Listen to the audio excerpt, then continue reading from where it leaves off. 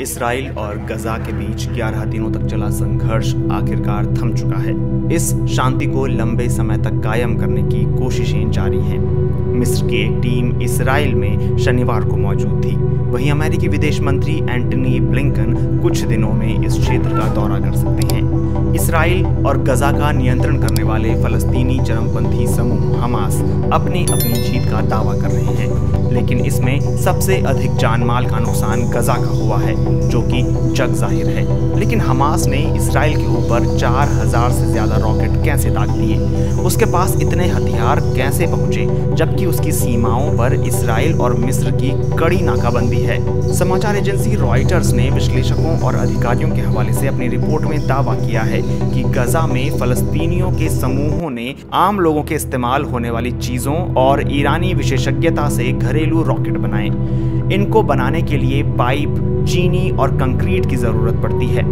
Reuters के मुताबिक साल 2014 में इसराइल और गजा के बीच हिंसा के बाद हमास और उसके साथी चरमपंथी समूह फलस्तीनी इस्लामिक जिहाद ने अपने रॉकेटों की गुणवत्ता और इनकी संख्या को काफी बढ़ाया है। एक वरिष्ठ यूरोपीय अधिकारी ने नाम ना बताने की शर्त पर समाचार एजेंसी से कहा, इस बार हम हमास की क्षमता से बेहद चकित हैं।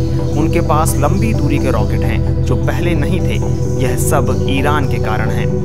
इसराइल का कहना है कि हमास, इस्लामिक जिहाद और अन्य चरमपंथी समूहों ने संघर्ष के दौरान 4360 रॉकेट इसराइल की ओर दागे, जिसमें 680 गजा पट्टी में ही गिर गए। विश्लेषकों को कहना है कि इसमें अधिकतर रॉकेट कम दूरी के खराब तरीके से बने और घरेलू थे। अमेरिकी विदेश मंत्रालय के पूर्व आतंकरोधी समन्वयक डैनियल बेंजामिन कहते हैं, इन्हें बनाना बेहद आसान है और वे लोहे की ट्यूब और पाइप इस्तेमाल करते हैं। आप विश्वास करें या ना करें, वे अक्सर इस्राएली मिसाइल के टुकड़ों को भी इस्तेमाल करते हैं। वॉल स्ट्रीट जर्नल अखबार से इसराइल के एक रिटायर्ड ब्रिगेडियर जनरल एफ्रेम सनेह ने रॉकेट को लेकर कहा, डिजाइन तो ईरान के हथियारों जैसा है, लेकिन उत्पादन इसका स्थानीय है। अखबार लिखता है कि ईरान हमास की अलग तरह से मदद कर रहा है। वो उनको डिजाइन देता है, जबकि यह रॉकेट आम चीजों जैसे पाइप, कास्टर ऑयल और इस्राएली हथियारों के मलबे से बनते हैं। इस्राएली प्रधानमंत्री बेंजामिन नेतन्याहू ने गजा में चरमपंथियों के समर्थन के लिए ईरान पर आरोप लगाए थे। अल जजीरा में छपी एक रिपोर्ट के अनुसार इसी हफ्ते ईरान रेवोल्यूशनरी गार्ड्स के प्रमुख हुसैन सलामी ने कहा था कि इसराइल के खिलाफ लड़ाई में ईरान फलस्तीनियों का समर्थन कर रहा है और उसके समर्थन से फलस्तीनी मिसाइल रखने वाले बन गए हैं। ईरान और फलस्तीनी चरमपंथी समूह हमास और फलस्तीनी इस्लामिक जिहाद के बीच संबंध छिपे हुए नहीं हैं। पिछले हफ्ते ईरान के सरकारी चैनल पर ईरान के एलीट कुद्स फोर्स के जनरल इस्माइल कानी ने हमास के नेता इस्माइल हनियेह का नैतिक समर्थन किया था। फलस्तीनी समूह अपनी सैन्य शक्ति को बढ़ाने के लिए स्थानीय स्तर पर बनाई गई चीजों का ही इस्तेमाल करते हैं।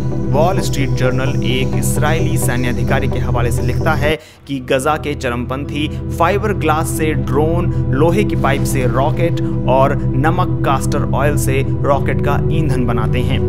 हमास अभी बुनियादी रॉकेट ही बना रहा है, जबकि गाइडेंस सिस्टम के जरिए हमला करने वाले हथियार अभी वो नहीं बना पाया है।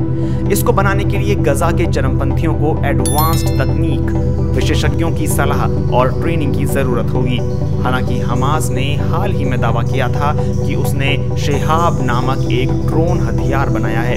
इसका जो वीडियो जारी किया गया था, उससे पता चल रहा था कि हमास ने इसे बनाने के लिए कमर्शियल पार्ट्स का इस्तेमाल किया है, जिसमें एक चीनी इंजन और $50 का GPS सिस्टम लगा हुआ है। हालांकि हमास का यह ड्रोन इसराइल के आयरन डोम सिस्टम के आगे टिक नहीं पाया। फोर्ब्स की एक रिपोर्ट के अनुसार इस ड्रोन का डिजाइन बिल्कुल वैसा ही था जैसा यमन में ईरान समर्थित हूथी विद्रोही इस्तेमाल करते हैं।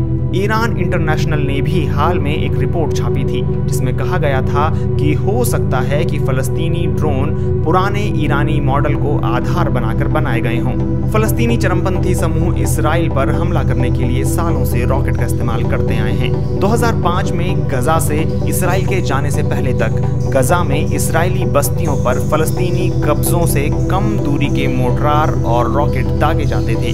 गजा के चारों ओर इसराइली नाकेबंदी दी और 2003 में वेस्ट बैंक के कब्जे के बाद हमास के पास सिर्फ रॉकेट ही इकलौता हथियार बचा है। मिस्र में पहले लोकतांत्रिक रूप से चुने गए राष्ट्रपति मोहम्मद मोर्सी के 2013 में सत्ता से बेदखल होने से पहले तक हमास और इस्लामिक जिहाद को मिस्र के सिनाई द्वीप से फैक्ट्री की बनी हुई मिसाइलें मिलती थीं। लेकिन मिस्र के मौजूदा राष्ट्रपति अब्दुल फतह अल सीसी के सत्ता में आने के बाद गजा की सुरंगें नष्ट हो गईं और उनके पास तक हथियार पहुंचना बंद हो गए। रॉयटर्स एक इस्राएली अधिकारी के हवाले से लिखता है कि मिस्र की ओर से ऐसी कार्रवाई के बाद हमास को ईरानी मदद के साथ स्थानीय स्तर पर रॉकेट बनाना पड़ा। इसके लिए ईरानी गजा आए और गजा से लोग विदेश गए। समाचार एजेंसी इस्राएली और फलस्तीनी सूत्रों के हवाले से लिखती है कि गुरिल्ला ईरानी फंड और निर्देशों के हिसाब से गजा में ही 200 किलोमीटर तक मार करने वाले रॉकेट बना रहे हैं। इसमें से कई 100 किलो वजनी हैं, जिसमें TNT और बारूद भी होता है। एक ईरानी सुरक्षा अधिकारी का कहना है कि हमास के पास गजा में रॉकेट बनाने की कम से कम 3 अंडरग्राउंड फैक्ट्रियां हैं। संघर्ष के अंतिम दिनों में इस्लामिक जिहाद के नेता जायद एल नखाला ने समूह के हथियारों की गुणवत्ता पर टिप्पणी की थी। उन्होंने कहा था, मौन धारण की हुई दुनिया को हमारे हथियारों के बारे में जान लेना चाहिए कि हम अमेरिकी उद्योग के सबसे उन्नत हथियारों का सामना कर रहे हैं, लेकिन हमारे हथियार पानी की पाइपें हैं जिन्हें प्रतिरोध के इंजीनियरों ने रॉकेट में बदल दिया है।